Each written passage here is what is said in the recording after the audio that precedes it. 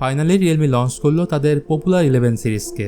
এই সিরিজের 3টি ফোনকে তারা লঞ্চ করেছে চায়নাতে, রিয়েলমি 11 5G, 11 Pro 5G এবং 11 Pro Plus 5G।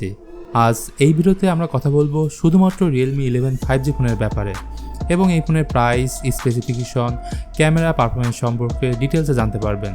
আশা করব সম্পূর্ণ ভিডিও জুড়ে আমার সাথেই থাকবেন। এই তো ফোনটি দেখতেই পাচ্ছেন, অস্থির ডিজাইন তাই না? আসলে খুবই সুন্দর করা হয়েছে এর ডিজাইন। অবশ্যই এটি প্লাস্টিক বিল্ড। দেখুন এর ক্যামেরা মডিউল একদম ডিএসএলআর মতো করা হয়েছে এবং আগের তুলনায় এবার ডিজাইনকে আরও বেশি প্রিমিয়াম লাগছে। ব্যাক প্যানেল লেদার ইউজ করা হয়েছে এবং ফ্রেমটি অ্যালুমিনিয়ামের।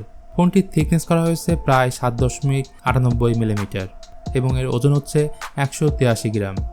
ওভারঅল যদি বলি ফোনটির ডিজাইন দারুণ লেগেছে।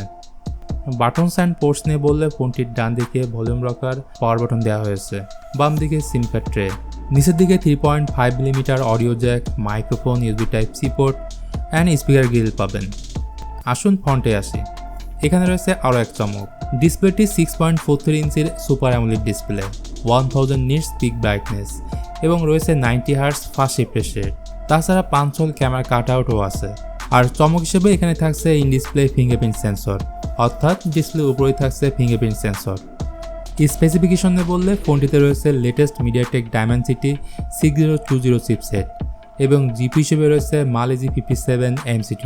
এখানে রয়েছে 8GB 12GB র্যাম এবং ইউপিএস 2.2 এর সাথে 256GB স্টোরেজ। ব্যাটারি নিয়ে বললে এখানে থাকছে 5000 মিলিঅ্যাম্পিয়ারের ব্যাটারি এবং তার সাথে রয়েছে 33 ওয়াটের ফাস্ট চার্জার। এই চার্জার দিয়ে ফোনটিকে 50% চার্জ দিতে সময় লাগবে 29 মিনিট। এই সুন্দর ডিজাইনের ফোনটি আপনি 3টি কালারে পাবেন, ব্ল্যাক এবং অরেঞ্জ। এখন বলুন তো কোন কালারটি ভালো লেগেছে আপনার কাছে? অবশেষে ফোনটির ক্যামেরা সম্পর্কে কথা বলা যাক।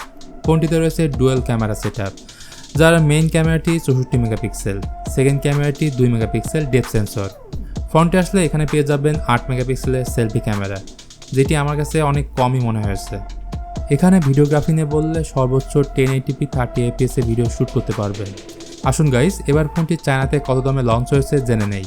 দেখুন ফোনটির 8GB 256GB ভেরিয়েন্টের দাম রাখা হয়েছে 1599 ইউয়ান এবং 12GB 256GB ভেরিয়েন্টের দাম রাখা হয়েছে 1799 ইউয়ান, যা বাংলা টাকায় কনভার্ট করলে এদের দাম যথাক্রমে 24,000 এবং 27,000 টাকা।